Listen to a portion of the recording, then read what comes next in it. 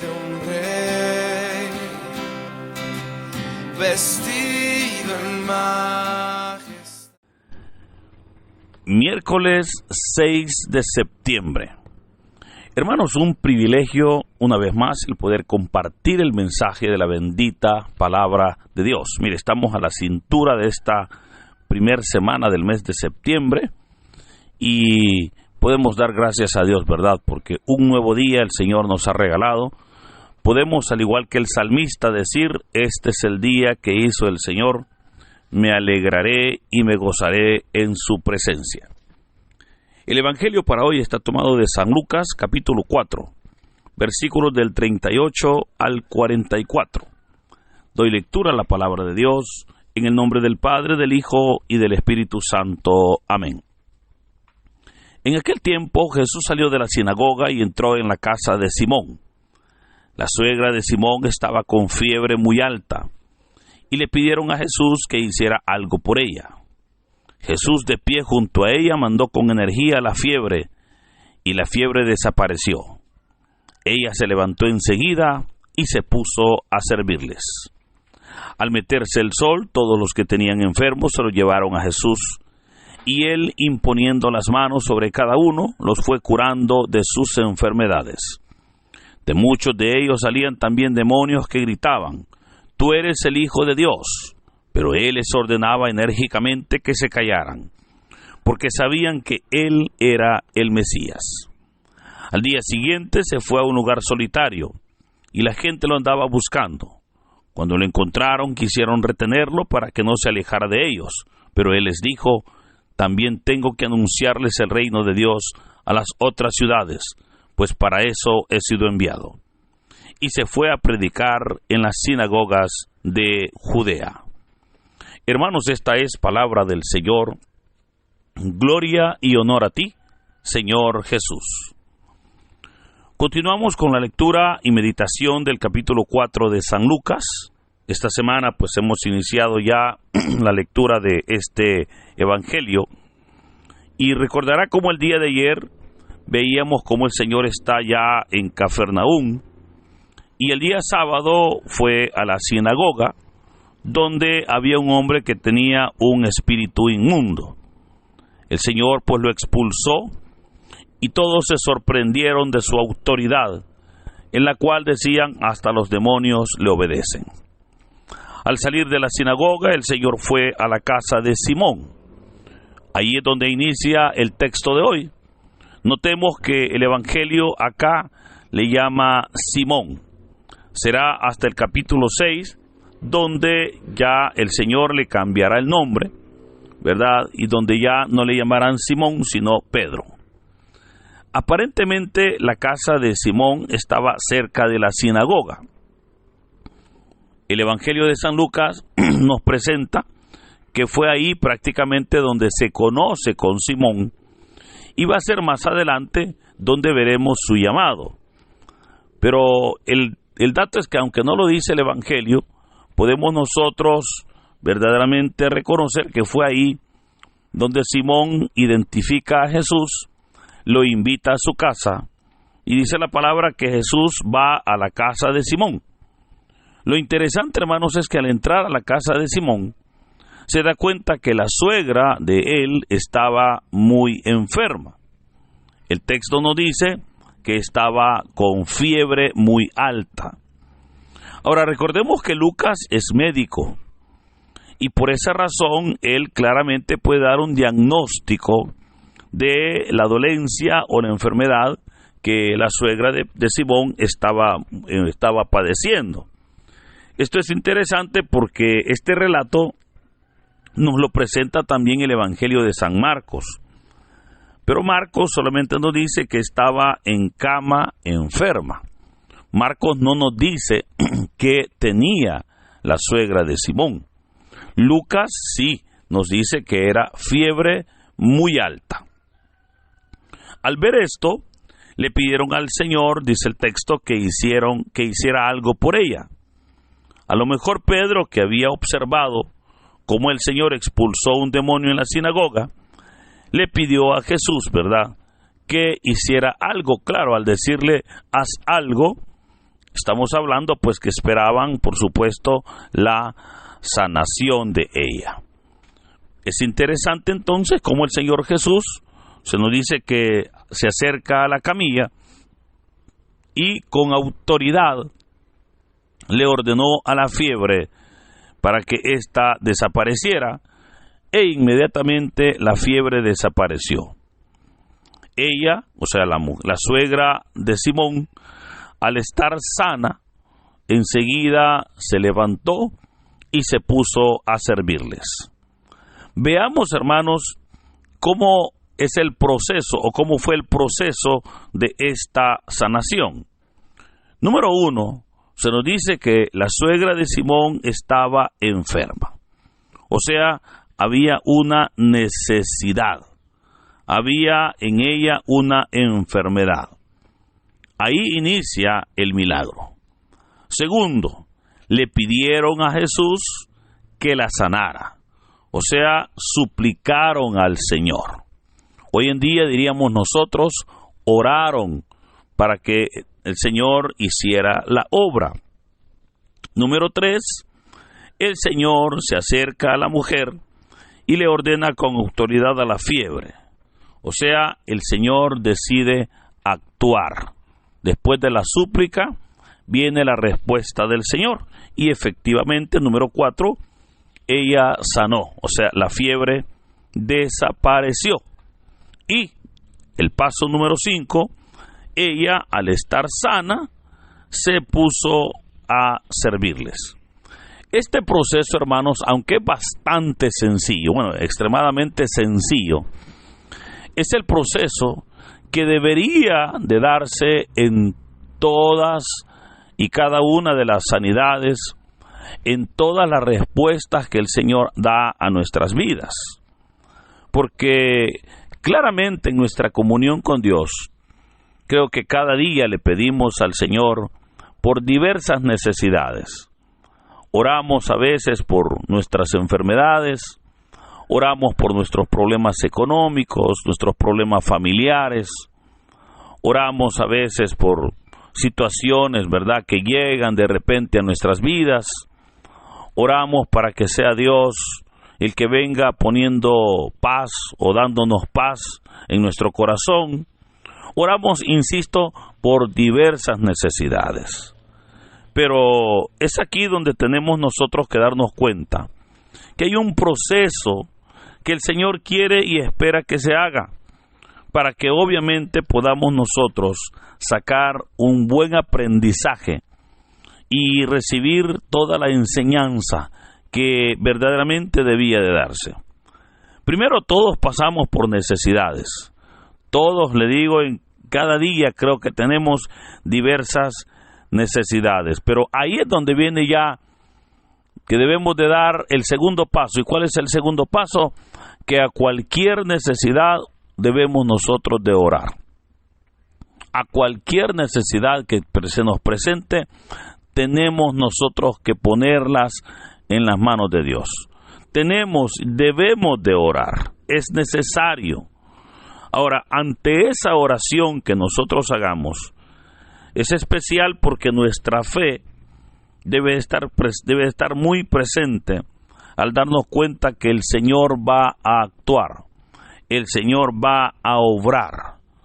Por supuesto que en esa obra Él va a resolver la situación, ¿verdad? En esa respuesta que el Señor dé, obviamente va a llegar la sanación, va a llegar esas puertas de bendición que se van a abrir, va a llegar la respuesta, hermano, cualquiera que estamos pidiendo. Pero viene el último paso, y creo que es el que muchas personas ignoran, o el que muchas personas no cumplen. Porque dice el texto que ella, al estar sana, se puso a servirles. Yo tengo el privilegio por orar por muchas personas enfermas todas las semanas. Y siempre insisto, el propósito del Señor en sí, hermanos, no necesariamente es hacer un milagro, porque el Señor no es un milagrero. El propósito del Señor es que su pueblo lo conozca. El propósito del Señor es que usted lo conozca. Por supuesto, los milagros son uno de los medios por los cuales el Señor espera que le conozcamos. Pero no necesariamente todo termina con el milagro. Aparentemente, con el milagro nosotros recibimos la respuesta de Dios. Pero ahí no termina el proceso, ahí inicia el proceso. Porque es ahí donde en nosotros debe de iniciar un proceso de agradecimiento. Es ahí donde debemos de darnos cuenta que Dios fue tan fiel que ante nuestra necesidad Él respondió, que cuando yo pedí, Él me auxilió. Y obviamente pedí con necesidad, pero al pedir con necesidad, Dios fue fiel y obró en mi vida. Ahora pues pasa en mí que debo de ser agradecido. Debo por sobre todo de darle gracias al Señor. ¿Sabe usted que muchas personas en sus necesidades ofrecen al Señor? Le dicen: Señor, si tú me sanas, yo voy a cambiar. Si tú me respondes, yo voy a hacer esto, yo voy a hacer lo otro. Dice la palabra que lo que le ofrecemos a Dios, Dios lo toma por deuda. ¿Cuántas veces hemos ofrecido cosas y se nos olvida cumplirlas? Se nos olvida ser agradecidos, ¿verdad? Olvidamos que así como clamamos al Señor ante una necesidad, debemos de glorificarle. Debemos de darle gracias, debemos de cumplir los votos que le ofrecemos o que hacemos con el Señor. Ahora, el texto continúa, ¿verdad? Porque se nos dice que al meterse el sol, o sea, ya después de las 6 de la tarde, del día de ese mismo sábado, todos los que tenían enfermos se los llevaron, y Él, imponiendo las manos sobre ellos, los fue sanando. Hay detalles que los evangelios nos presentan y que no debemos nosotros de dejar pasar por alto. Uno de esos detalles es que se nos dice al meterse el sol. Pero ¿por qué se da esto? Y se da, hermanos, porque recordemos, era día sábado. Y el sábado ellos no podían hacer ninguna actividad, más que todo actividad física. Entonces ellos no podían llevárselos al Señor porque era sábado. Claro, para los judíos, después de las 6 de la tarde ya era el día siguiente. Entonces, al meterse el sol, ellos dijeron: ya pasó el día de reposo, ya pasó el Shabbat, ahora pues llevémosle los enfermos al Señor, ¿verdad? Se los llevan y dice la palabra que el Señor a todos los sanó. Mire que se nos dice que verdaderamente a todos los sanó. Los fue curando, dice la palabra, de sus enfermedades a cada uno. También salían demonios de algunos de ellos que gritaban: tú eres el Hijo de Dios. Pero Él les ordenaba enérgicamente que se callaran. Aquí podemos ver, y también en el texto que nosotros leíamos el pasado lunes, que no lo mencioné por razones de tiempo, pero aquí inicia también un detalle en el Evangelio. El detalle que inicia es lo que se conoce como el secreto mesiánico, cómo el Señor va a comenzar a cuidar ese secreto, a cuidar quién es Él. Veremos cómo a los demonios los va a callar para que no digan que Él es el Hijo de Dios. Ojo, no porque al Señor no le guste que lo digan, sino porque en ese momento no era conveniente. Es más, veremos que a los enfermos que el Señor vaya sanando, les va a decir: vete y no digas, no cuentes quién te curó. Claro, las personas, era evidente, si habían estado enfermos, no podían callarlo, ¿verdad? E iban pues contando a todo mundo lo que había sucedido, pero a esa acción de guardar ese silencio, de guardar ese secreto, es lo que se le conoce como el secreto mesiánico. Luego continúa el texto, donde dice que la gente el siguiente día ya lo andaba, el Señor se fue a un lugar solitario y la gente lo andaba buscando, ¿verdad? Lo buscaban porque querían retenerlo para que no se alejara de ellos. Pero notemos cómo Él les dijo: vámonos, también tengo que anunciarles el reino de Dios a las otras ciudades. Notemos que aquí se han dado dos elementos importantes. Número uno, el Señor ya había despertado en ellos el deseo de conocerle. Eso es interesante, porque esa es también la obra que el Señor realiza en todos nosotros. Así inicia la comunión con Dios, despertando en nosotros un deseo de conocer al Señor. Despertando puede ser tal vez esa curiosidad, pero esa curiosidad termina volviéndose o convirtiéndose en fe. Pero el segundo detalle es también cómo el Señor les está mostrando a los discípulos el sentido de su ministerio, ¿verdad? O sea, recordemos, la multitud lo busca, querían retenerlo, pero Él les dice: vámonos. Y el sentido de su ministerio era un sentido de llevar la palabra a todas partes. Pareciera ilógico, fíjese la razón, porque alguien puede decir: bueno, ya que lo descubrieron, o más bien, ya que lo encontraron y ahora pues lo están recibiendo bien, que el Señor se quede con ellos. Pero por eso le digo, pareciera ilógica la razón. Pero lo que sucede es que el Señor vino y llegó ahí para que ellos lo conocieran. Hoy, de igual manera, sucede en nuestras vidas. El Señor viene a nuestras vidas para despertar en nosotros el deseo de buscarlo, ¿verdad? Él despierta ese deseo. Ese deseo somos nosotros entonces los que debemos de buscar. Y esa, hermanos, es nuestra misión, ¿verdad? Él se presenta en nuestras vidas y por esa razón es que recuerde, el trato que Dios tiene con cada uno de nosotros es un trato muy personal. Por diversas razones que obviamente el tiempo ya no alcanza para explicar, pero el trato de Dios es un trato muy personal.